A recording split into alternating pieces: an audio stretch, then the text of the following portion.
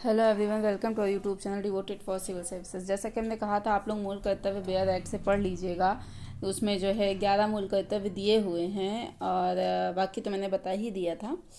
मूल कर्तव्य 11 प्लीज़ उससे पढ़ लीजिएगा। उसमें यही ब्रीफ में बता देते हैं कि यही है कि संविधान का पालन करें, उसके आदर्शों, संस्थाओं, राष्ट्रध्वज, राष्ट्रगान का जैसे पालन करना चाहिए, और जो हमारे राष्ट्रीय आंदोलन को प्रेरित करने वाले उच्च आदर्श हैं उनको हृदय में संजोए रखना चाहिए, और जो हमारे यहाँ की प्रभुता, एकता, अखंडता है और उसकी रक्षा करें और रक्षण बनाए रखें, और देश की रक्षा करें, और आम की यानी कि बुलाने पर राष्ट्र की सेवा के लिए भी आपको तत्पर रहना चाहिए अगर आवश्यकता पड़ती है आपकी। तो क्या है कि भारत के सभी लोगों में समरसता और समान भ्रातृत्व की भावना होनी चाहिए, मतलब निर्माण करें उसका, ताकि धर्म, भाषा और प्रदेश या वर्ग के आधार पर किसी से भी भेदभाव ना हो पाए। और ऐसी प्रथाओं का त्याग करिए जो स्त्रियों के सम्मान के विरुद्ध। एक बात जान लीजिए, जो फीमेल की रिस्पेक्ट करना नहीं जानता ना, वो फिर जानता कुछ भी नहीं। तो इसलिए फीमेल की रिस्पेक्ट जरूर करें। फिर क्या है कि हमारी जो है जो सांस्कृतिक संस्कृति की गौरवशाली परंपरा है, उसके महत्व को समझें, और क्या है प्राकृतिक पर्यावरण जैसे झील, वन, नदी, इन सब चीज़ों की रक्षा करें, उसको संवर्धन करें, है कि नहीं। और जो है वैज्ञानिक दृष्टिकोण, मानवान ज्ञान अर्जन और सुधार की भावना का विकास करें, और क्या है कि सार्वजनिक संपत्ति को सुरक्षित करें, और फिर हिंसा से दूर रहें, ठीक है ना। फिर क्या है कि व्यक्तिगत और सामूहिक गतिविधियों के सभी क्षेत्रों में उत्कर्ष की ओर बढ़ने का मतलब सतत प्रयास करें, और निरंतर बढ़ते हुए उसके प्रयत्न उपलब्धि की नई ऊंचाइयों को छूलें। और क्या माता पिता संरक्षक हैं, 6 से 14 वर्ष तक की आयु अपने बच्चों की यथास्थिति या बालक को लिए मतलब क्या करें, शिक्षा के अवसर को प्रदान करें। तो ऐसा जो है मूल कर्तव्य में कहा गया, मैंने आपको पहले बताया है। तो अब हम बात करेंगे कि जैसे मूल संविधान में ऐसा प्रावधान क्यों नहीं, कि आखिरकार मूल कर्तव्य को जो हमारा ओरिजिनल कॉन्स्टिट्यूशन था उसमें क्यों नहीं रखा गया।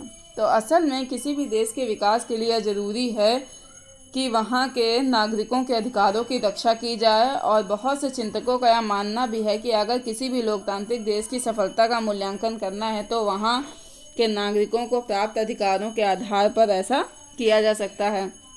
यदि किसी देश को आपको यह बताना है कि लोकतंत्र के सही अर्थों में कार्य कर रहे हैं या नहीं कर रहे हैं, तो आप केवल ये देख लीजिए कि वहाँ के नागरिकों को किस प्रकार के अधिकार मिले हैं, मतलब किस प्रकार के अधिकार जो है प्राप्त हैं, ठीक है ना, और उन अधिकारों का संरक्षण उन्हें प्राप्त है या नहीं है। जैसे हम चीन को लोकतांत्रिक देश जो है नहीं मानते हैं, हालांकि चीन अपने आप को जो है जनवादी या लोकतंत्र बोलता है, बट सही मायने में अगर देखा जाए तो वहाँ के नागरिकों के अधिकार को जिस प्रकार छीना जाता है, वहाँ से भाव निकल के आता है कि वह सच्चे अर्थों में लोकतांत्रिक है, मतलब लोकतांत्रिक नहीं है।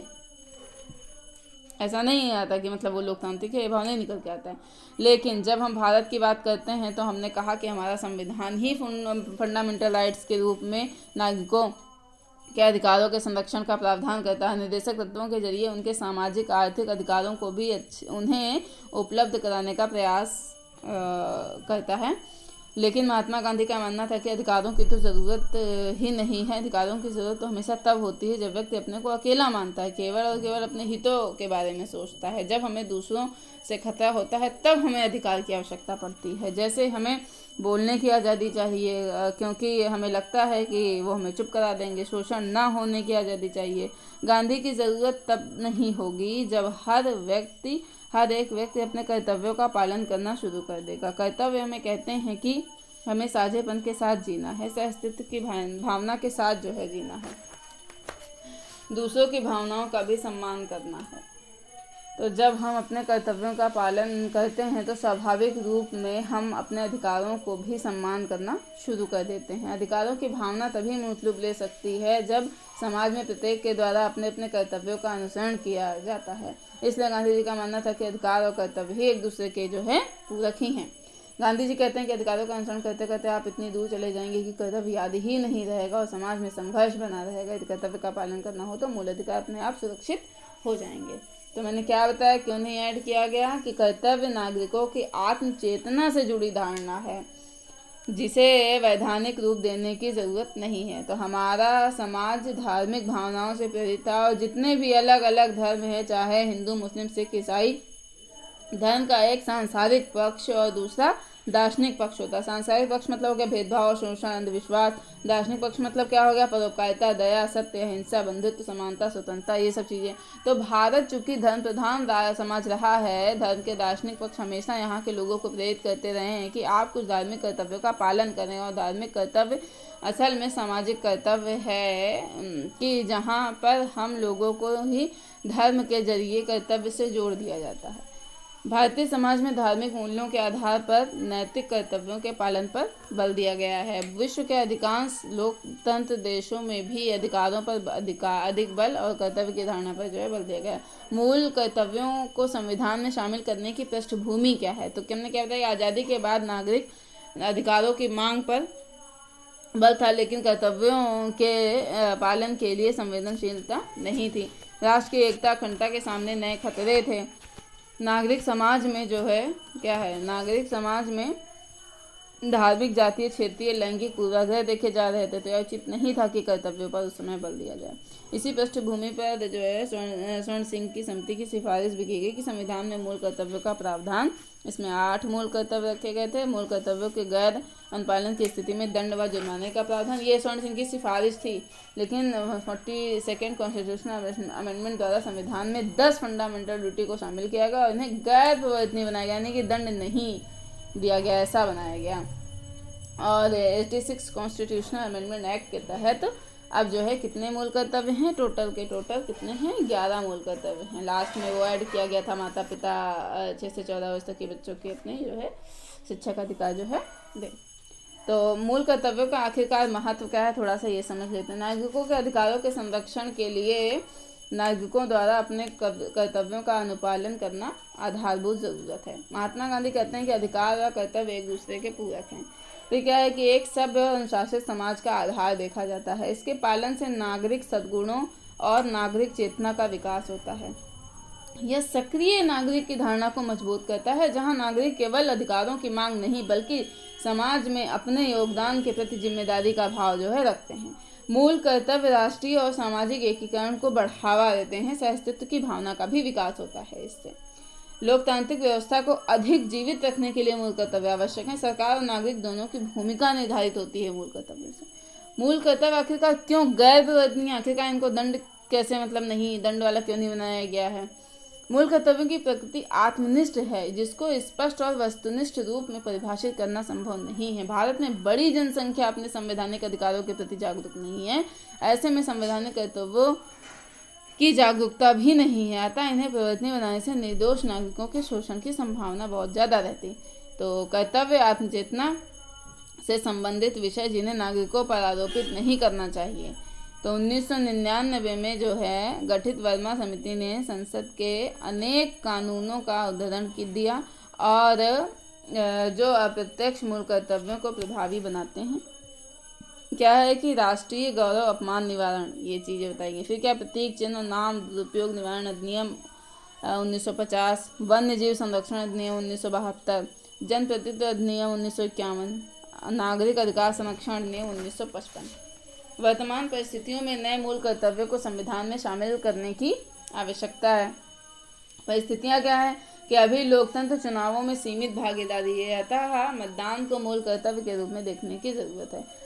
आज क्या है कि सामाजिक हिंसा में वृद्धि हो रही है, विशेषकर महिलाओं, SC/ST के विरुद्ध हिंसा और पूर्वाग्रह हो रहा है, जैसे साइड रेप वगैरह सब चीज़ देखने को मिलती है। तो अन्याय के विरुद्ध आवाज़ उठाना, ठीक है ना, इसलिए भी आवश्यकता है। संवैधानिक सरकारी संस्थाओं के प्रति असंवेदनशीलता बढ़ रही है, तो अहिंसक प्रदर्शन करना भी आवश्यक है, तो कर्तव्य होना चाहिए। समझ में आए ना, अहिंसक और लोकतांत्रिक विरोध प्रदर्शन के लिए भी कर्तव्य आवश्यक है। कर चोरी कर देना मूल कर्तव्य होना चाहिए, ठीक है ना। जलवायु परिवर्तन या प्रदूषण, स्वच्छ परिवेश बनाने के लिए ज़रूरत है कि जो मैंने अभी बोले हैं इनको जो है फंडामेंटल ड्यूटीज़ में शामिल किया जाना चाहिए। अब बात करते हैं सरकार के विभिन्न अंग कौन कौन से हैं। आप सभी को मालूम है सरकार जो होती है, एक तो विधायिका होती है जो विधि निर्माण का काम करती है, कार्यपालिका होती है जो विधियों के कार्यान्वयन का काम करती है, न्यायपालिका होती है जो विधियों की व्याख्या या निर्णय देने का कार्य करती है। विधायिका अपनी इच्छा, कार्यपालिका अपने बल और न्यायपालिका अपने निर्णय से जाने जाते हैं, ठीक है ना। विधायिका अपनी इच्छा, कार्यपालिका अपने बल और न्यायपालिका अपने निर्णय से जाने जाते हैं। लेकिन राजतंत्रात्मक व्यवस्था में शक्तियों का केंद्रीकरण और राजा द्वारा ही तीनों भूमिका का निर्वहन होता है। ये क्या होता है ना, इससे निरंकुशता आती है और इसकी प्रतिक्रिया में शक्तियों का पृथक्करण का सिद्धांत लाया गया। बात समझ में आया ना कि जो राजतंत्रात्मक व्यवस्था में क्या होता है कि शक्तियों का केंद्रीकरण और राजा द्वारा ही तीनों भूमिका का निर्वहन होता है, इससे निरंकुशता आ सकती है। तो इसकी प्रतिक्रिया में शक्ति पृथक्करण का सिद्धांत दिया गया, जिसमें आधुनिक युग में मोंटेस्क्यू द्वारा प्रतिपादित किया गया। शक्ति के केंद्रीकरण का विरोध किया गया। सरकार में 3 अंगों में शक्ति पृथक्करण किया गया। क्यों? शक्ति भ्रष्ट करती है और असीमित शक्ति पूरी तरह भ्रष्ट करती है। इसीलिए जो है शासन की शक्ति सरकार के किसी एक अंग में केंद्रित नहीं होनी चाहिए। इसके दुरुपयोग की संभावना बढ़ जाती है और मनमानेपन व निरंकुशता की संभावना काफ़ी ज़्यादा हद तक बढ़ जाती है। शक्ति पृथक्करण की विशेषता क्या है कि कोई व्यक्ति सरकार के एक से अधिक अंगों का भाग न हो, ठीक है ना, ये है एक। तो सरकार का कोई अंग एक दूसरे के कार्यों में हस्तक्षेप ना करे, कार्यों का पृथक्करण जरूरी है। और ये जो सिद्धांत है शक्ति पृथक्करण का सिद्धांत, ये संविधानवाद पर आधारित है, ठीक है ना। तो शक्ति पृथक्करण के सिद्धांत का उपयुक्त उदाहरण क्या है? देखिए, अमेरिकी संविधान विधायिका, कार्यपालिका, न्यायपालिका की शक्तियों में पृथक्करण वहाँ देखने को मिलता है। तीनों अंग के सदस्य भी अलग अलग हैं। जैसे विधायिका है, उसको वहाँ पे कांग्रेस कहते हैं, इसका प्रतिनिधि या सीनेट 2 पार्ट हैं। फिर कार्यपालिका है, इसमें हैं राष्ट्रपति, उपराष्ट्रपति और अन्य मंत्री हैं। न्यायपालिका में क्या है? सर्वोच्च न्यायालय, संघीय और राज्यों के न्यायालय। तो यदि कोई मंत्री बनना चाहता है तो उसे क्या होगा? कांग्रेस से इस्तीफा देना होगा। इस तरीके की चीज़ें आती हैं। अब बात करते हैं अध्यक्षात्मक शासन प्रणाली। तो क्या होता है अध्यक्षात्मक शासन प्रणाली में? शक्ति पृथक्करण का कठोरता से पालन होता है। तीनों अंगों की शक्तियाँ अलग अलग होती हैं और सदस्य भी अलग अलग होते हैं। और यहाँ पे क्या होता है? एकल नागरिकता का प्रावधान होता है। राष्ट्रपति ही राष्ट्राध्यक्ष या शासनाध्यक्ष होता है। ये अध्यक्षात्मक शासन प्रणाली की मैं आपको व्यवस्था बता रही हूँ। यहाँ मंत्रियों की नियुक्ति राष्ट्रपति द्वारा उनकी योग्यता के आधार पर की जाती है। मंत्री विधायिका के किसी भी सदन का सदस्य नहीं होना चाहिए, ये भी एक खास बात है। कार्यपालिका का कार्यकाल निश्चित होना चाहिए। कार्यपालिका विधायिका के प्रति उत्तरदायी नहीं होनी चाहिए। सर्वोच्च न्यायालय संविधान के संरक्षक के रूप में कार्य करता है। सर्वोच्च न्यायालय को न्यायिक समीक्षा का अधिकार है। यह विधायिका और कार्यपालिका के कार्यों की संवैधानिकता की समीक्षा करता है। तो इसलिए न्यायपालिका ज़्यादा सर्वोच्च होती है। हालांकि तीनों के अलग अलग करने की कोशिश की जाती है, बट फिर भी सुप्रीम कोर्ट ज़्यादा हेल्दी है, ठीक है ना। अब बात करते हैं, ये तो मैंने बात करी अध्यक्षात्मक। अब बात करते हैं भारत में शक्ति पृथक्करण क्या है, कैसे है। तो देखिए, यहाँ शक्ति पृथक्करण कठोर रूप में नहीं है, क्योंकि यहाँ विधायिका और कार्यपालिका के मध्य सामंजस्यपूर्ण संबंधों पर बल दिया गया है। यहाँ पे भारत में कार्यपालिका के सदस्य विधायिका से ही लिए जाते हैं। जो कार्यपालिका के सदस्य होते हैं, बताया कि जो कार्यपालिका के सदस्य होते हैं वो विधायिका से ही लिए जाते हैं, ठीक है ना। तो कार्यपालिका विधायिका के प्रति उत्तरदायी होती है, क्योंकि कार्यपालिका के सदस्य विधायिका से लिए जाते हैं। इसीलिए कार्यपालिका जो है क्या होती है? विधायिका के प्रति उत्तरदायी होती है। क्योंकि कार्यपालिका का निश्चित कार्यकाल नहीं होता है, इसलिए विधायिका के विश्वास पर निर्भर होता है। अब क्या है? दोहरी कार्यपालिका, यानी एक तरफ हो गया राष्ट्रपति, राष्ट्राध्यक्ष होता है जो कि नाम मात्र की कार्यपालिका, दूसरी तरफ हो गया प्रधानमंत्री, शासनाध्यक्ष यानी वास्तविक कार्यपालिका। यहाँ भी न्यायालय के पास न्यायिक समीक्षा की शक्ति दी गई है। संविधान की सर्वोच्चता देखी जाती है, जबकि यूएसए में न्यायपालिका की सर्वोच्चता देखी जाती है। भारत में रिजिड नहीं है शक्ति पृथक्करण, ठीक है ना, कठोर नहीं है। तो इस प्रकार भारत में शक्ति पृथक्करण के स्थान पर कार्यों के पृथक्करण पर अधिक बल दिया गया है। बात ध्यान रखें, आप लोग रखें, क्योंकि कार्यपालिका के सदस्य विधायिका के सदस्य होते हैं, ठीक है ना। सरकार के अंगों के मध्य सामंजस्यपूर्ण संबंध पर जो है अधिक बल दिया गया है। कार्यपालिका द्वारा विधायिका का कार्य जो है किया जाता है। प्रत्यायोजित जो विधान है, डेलीगेटेड लेजिस्लेशन, हमारे यहाँ वैसे तो कानून बनाने का अधिकार संसद को है, लेकिन संसद कई बार कानूनों के मुख्य प्रावधानों को एक्ट के तहत लेकर आता है और बाकी कार्यपालिका को अधिकार देता है। आप और इसमें क्या प्रावधान होना, मतलब कि आप और इसमें क्या प्रावधान होना चाहिए जमीनी स्तर पर लागू करने के लिए। आप देखिए, तो यानी उसके संबंध में नियम विनियम हैं, ये सब कुछ कार्यपालिका बनाती है। इस प्रक्रिया को प्रत्यायोजित विधान यानी डेलीगेटेड लेजिस्लेशन कहते हैं कि संसद पूरा कानून न बनाकर कार्यपालिका को दे रही है। तो डेलीगेटेड लेजिस्लेशन की संख्या बढ़ गई है अभी हाल ही में, यानी कि वर्तमान में। कार्यपालिका द्वारा नई क्या है कि जो राष्ट्रपति द्वारा समाधान की शक्ति है। विधायिका द्वारा नई कार्य क्या है, राष्ट्रपति न्यायाधीशों के विरुद्ध जो है महाभियोग। शक्ति पृथक्करण वास्तविक रूप में अवरोध व संतुलन के रूप में देखा जाता है। संतुलन कैसे, जिसके संतुलन है ये एक दूसरे का कार्य करके हो गया, ठीक है। अवरोध क्या है, न्यायिक समीक्षा हो गया, अविश्वास प्रस्ताव हो गया, महाभियोग हो गया। तो भारतीय संविधान में आर्टिकल 50 में मैंने क्या बताया है कि न्यायपालिका का कार्यपालिका से पृथक्करण की बात की गई है।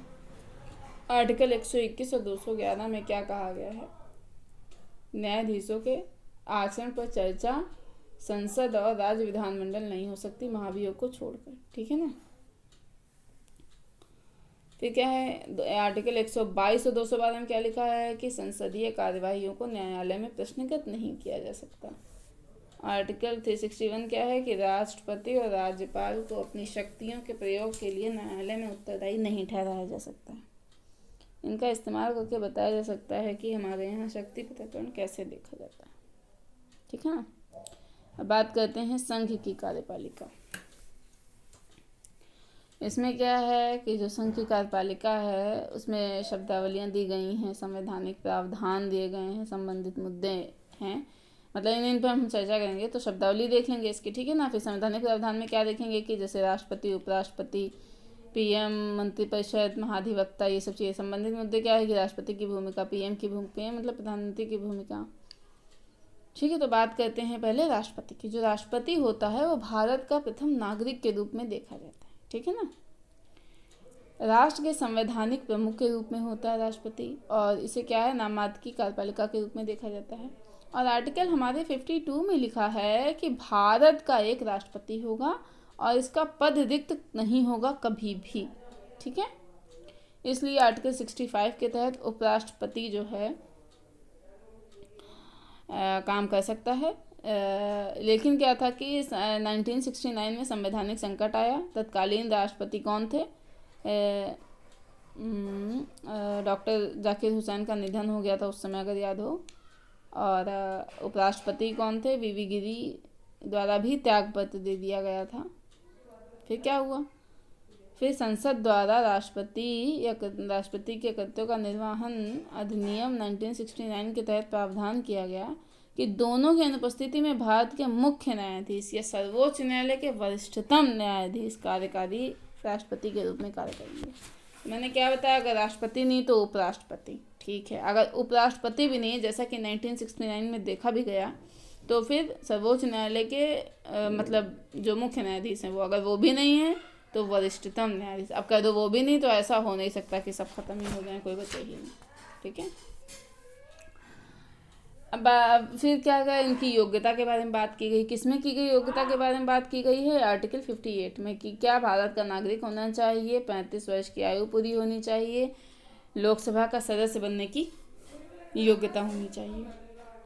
एक बात ध्यान कर लीजिए कि लाभ का पद नहीं धारण करता हो, ठीक है ना। ऐसी बातें की गई हैं। निर्वाचन क्या है, कैसे है, तो निर्वाचन में दिया गया आर्टिकल 54 में इनका निर्वाचन की बात की गई है। इनका बताया गया है कि अप्रत्यक्ष निर्वाचन होगा, जनता द्वारा सीधे निर्वाचित नहीं होंगे, बल्कि जनता द्वारा निर्वाचित प्रतिनिधियों के निर्वाचक मंडल द्वारा इनका जो है निर्वाचन होगा। और क्या है कि संसद के दोनों सदनों के निर्वाचित जो सदस्य हैं राष्ट्रपति के चुनाव में भाग लेते हैं, ठीक है ना। राज्य विधानसभाओं के निर्वाचित सदस्य जो है वो भी भाग लेते हैं, लेकिन विधान परिषद के नहीं लेते। तो 70 वाला जब कॉन्स्टिट्यूशनल अमेंडमेंट हुआ था, दिल्ली और पुदुचेरी विधानसभा के निर्वाचित सदस्य भी इसमें भाग ले सकते हैं। उसके अमेंडमेंट हुआ था उसके बाद से। अब नोट करने वाली बात यह है कि जो गैर निर्वाचित सदस्य हैं अर्थात नामांकित सदस्य चुनावों में भाग नहीं लेते हैं। राज्य विधान परिषद के सदस्य भी चुनाव में भाग नहीं लेते। विधानसभा के विघटन या निर्वाचक मंडल में किसी रिक्ति का प्रभाव राष्ट्रपति के चुनाव पर नहीं पड़ता। यदि मुख्यमंत्री विधान परिषद का सदस्य है तो राष्ट्रपति के चुनाव में वो भी भाग नहीं लेगा, ठीक है। तो आई होप आप लोग को ये चीज़ समझ में आई होगी। अब नेक्स्ट बात करते हैं कि राष्ट्रपति के निर्वाचन का तरीका आखिरकार क्या है, किस तरीके से जो है इसका जो है निर्वाचन होता है। तो देखिए, राष्ट्रपति का निर्वाचन आनुपातिक प्रतिनिधित्व के एकल संक्रमणीय मत प्रणाली द्वारा जो है होता है। चुनाव प्रणाली क्या है कि देखिए 3 तरीके की होती है। पहला होता है बहुमत मत प्रणाली, यानी कि कुल मतों के 50% से अधिक मत। दूसरा होता है बहुल मत प्रणाली, यानी कि जिसे सर्वाधिक मत मिले हों, FPTP, ठीक है ना।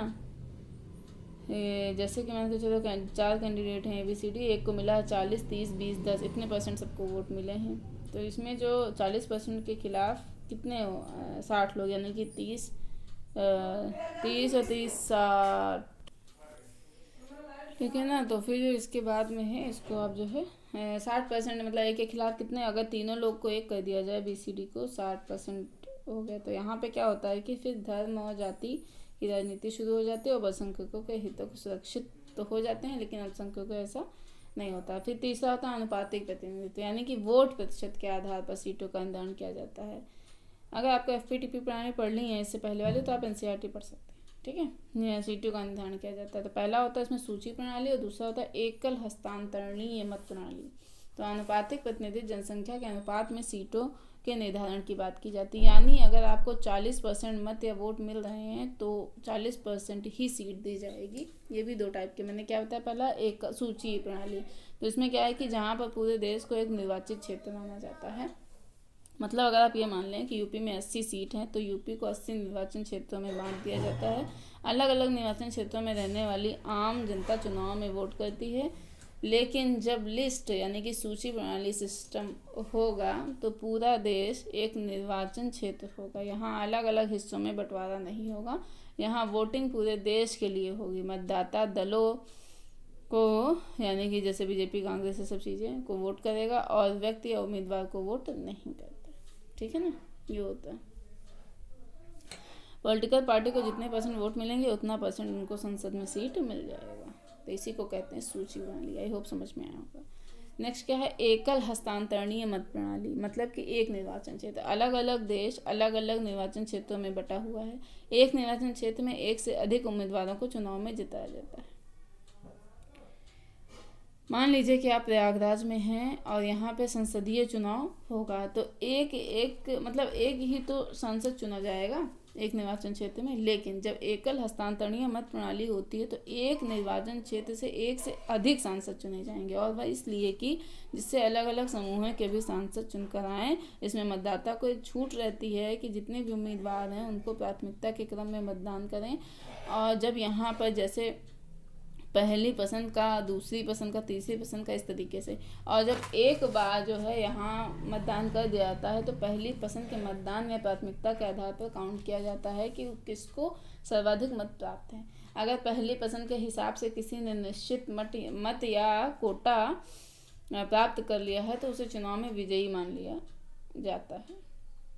लेकिन अगर निश्चित कोटा या निश्चित एक मत प्राप्त नहीं हो रहा है तो ऐसी स्थिति में सबसे कम मत जिसे प्राप्त है उसे चुनाव से बाहर कर दिया जाता है, और जो उसके मत हैं उसमें देखा जाता है कि मतदाताओं ने दूसरी तीसरी प्राथमिकता किसको दी है, और उसका वोट ऐसे लोगों को ट्रांसफ़र कर दिया जाता है कि इस आधार पर फिर से देखा जाता है कि सबसे अधिक वोट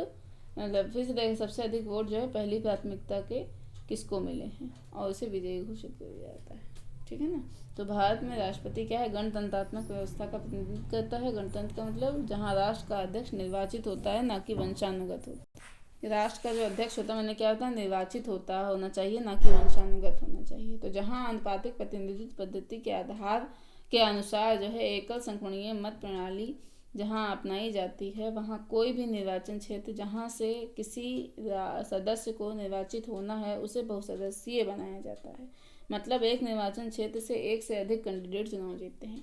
ऐसे में आनुपातिक प्रतिनिधित्व प्रणाली के एकल संक्रमणीय मत प्रणाली में सबसे पहला नियम ये होता है कि बहुसदस्यीय निर्वाचित क्षेत्र के लिए लागू होता है, जहाँ एक से अधिक लोगों को चुना जाता है। अगर इस तरीके से देखा जाए तो भारत के राष्ट्रपति के चुनाव में केवल एक व्यक्ति को चुना जाता है, यानी एक ही राष्ट्रपति हमारे यहाँ होता है और यहाँ पर एक से अधिक राष्ट्रपति नहीं होते हैं। ऐसे में तकनीकी रूप में देखा जाए तो भारत के राष्ट्रपति का चुनाव अनुपातिक प्रतिनिधित्व के एकल संक्रमणीय मत प्रणाली से नहीं होता है, बल्कि ये शब्दावली इसके लिए सही नहीं है। फिर भी हमारे संविधान में चूंकि ये शब्द लिया गया है और हम इसे ही स्वीकार करेंगे। दूसरा, इनमें जो एकल संक्रमणीय मत प्रणाली है, इसमें जितने भी उम्मीदवार मतदातागण होते हैं, मतदाताओं को यहाँ पर अपना मत प्राथमिकता के क्रम में देना होता है। ऐसा नहीं होता है कि केवल आप एक व्यक्ति को मत देते हैं। यहाँ पर जो भी मतदाता गण संसद के 2 निर्वाचित सदस्य प्लस विधानसभा के निर्वाचित सदस्य होते हैं, ये राष्ट्रपति के चुनाव में शामिल हो रहे हैं, तो उम्मीदवारों को प्राथमिकता के क्रम में मतदान करेंगे, यानी पहली पसंद का, दूसरी पसंद का, तीसरी पसंद का, यानी वरीयता के आधार पर यहाँ पर जो है वोटिंग दी जाती है। इस तरीके से निर्वाचन प्रणाली में अगर किसी को भी चुनाव जीतना है तो एक निश्चित निर्धारित कोटा प्राप्त करना होता है। मतलब कोटा का मतलब कि जितने भी वहाँ पर मतदान निर्वाचक गण हैं उनको हम डिवाइड करते हैं, जितने लोग निर्वाचित होने वाले होते हैं +1 ऐसा करके। तो मतलब क्या है कि अगर 100 लोग राष्ट्रपति के निर्वाचन में मतदान कर रहे हैं तो हम डिवाइड करेंगे कि कितने निर्वाचित होने चाहिए, यानी कि एक ही राष्ट्रपति होगा। 1 + 1 क्या हो जाता है, 2 हो जाता है। तो यानी कि 100/2 + 1 ये सीन रहता है, तो 51। तो विनर कौन, प्रेसिडेंट यही होगा जिसको 51 मिलेगा। क्वेश्चन आ जाता है कि यहाँ जितने भी लोग मतदान में भागीदार होते हैं उनके मत का मूल्य क्या एक ही होता है या नहीं होता है। तो अमूमन क्या होता है कि जो लोकसभा विधानसभा के चुनाव में जब आप भाग लेते हैं तो किसी सांसद या विधायक को चुनने के लिए जब आप मत का प्रयोग करते हैं तो केवल एक उम्मीदवार को मतदान करना होता है। मतलब एक उम्मीदवार को मतदान करता है, आपके मत का मूल्य एक ही होता है, यानी कितने व्यक्तियों ने वोट दिया। वहाँ पर ये अंतर नहीं होता है कि इनके मत का मूल्य 10 है या फिर 5 है। लेकिन राष्ट्रपति के चुनाव में मत का मूल्य अलग अलग होता है। कारण क्या है कि अलग अलग राज्यों की जनसंख्या अलग अलग तरीके की है, कहीं ज़्यादा कहीं कम पॉपुलेशन। ऐसे में राष्ट्रपति को पूरे भारत का प्रतिनिधित्व करना होता है। कहीं ऐसा ना हो कि जहाँ पर कम जनसंख्या है वहाँ से मत का मूल्य उतना ही हो जहाँ से अधिक जनसंख्या है, तो इसलिए ऐसा होता है। तो गणित का फॉर्मूला हम लोग एक अप्लाई करते हैं कि अलग अलग विधानसभाओं में जो लोग हैं उनके मत का मूल्य कितना होगा, संसद में जो लोग हैं ले रहे हैं उनके मत का मूल्य कितना, अंतर से देखा जाता है। अलग अलग राज्यों के मत मूल्य अलग अलग होते हैं, लेकिन इनके साथ एक शर्त लगा दी जाती है कि जो अनुपात अपनाया जा रहा है एक राज्य में एक जो विधानसभा के निर्वाचित सदस्य हैं उनके मत का मूल्य क्या होगा, तो एक अनुपात बनाया जाएगा और इतनी आबादी पर इतना मत मूल्य होगा। यह अनुपात सभी राज्यों पर एक जैसा होना चाहिए। यानी अगर हमने कहा कि 100 लोगों पर एक मत मूल्य माना जाएगा, जैसे यूपी में प्रत्येक 100 लोगों पर एक मत मूल्य होगा, तो यानी कि मान चलो 1000 लोग हैं तो यूपी के निर्वाचित सदस्यों का मूल्य टोटल हो गया 10 हो जाएगा।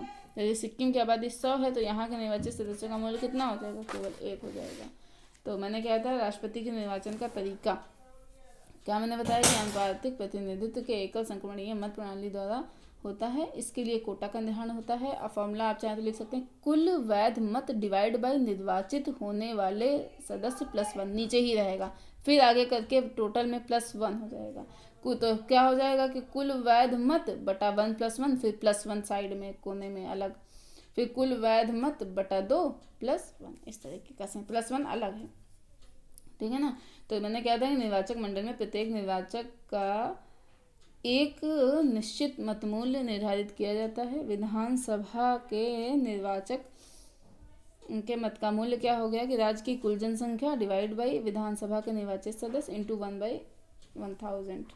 और संसद के निर्वाचक के मत का मूल्य क्या है कि सभी विधानसभाओं के निर्वाचकों के मत का मूल्य क्या है, संसद के निर्वाचित सदस्यों की कुल संख्या, ठीक है ना।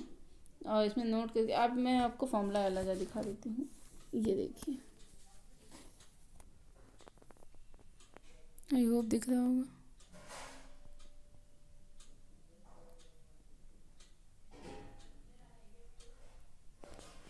ठीक है ना।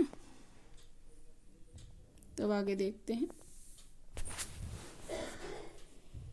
दूसरा नोट करके क्या है कि जहाँ तक संभव हो राष्ट्रपति के निर्वाचन में भिन्न भिन्न राज्यों के प्रतिनिधियों के मत मूल्यों में समरूपता हो। इसी प्रकार समस्त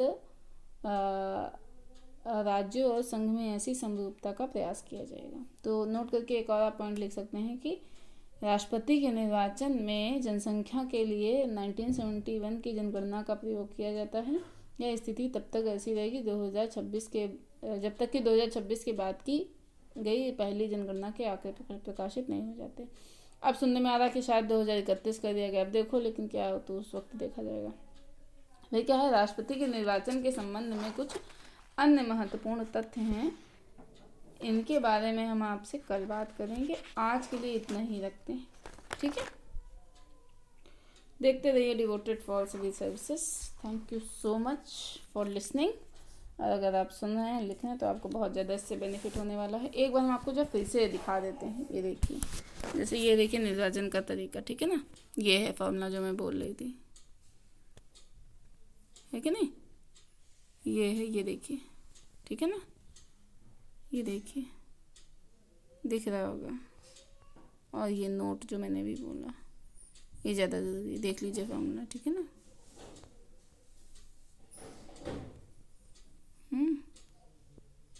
ये ठीक है, रखते हैं आज के लिए इतना ही। थैंक यू, नमस्कार। देखते रहिए डिवोटेड फॉर सिविल सर्विसेज।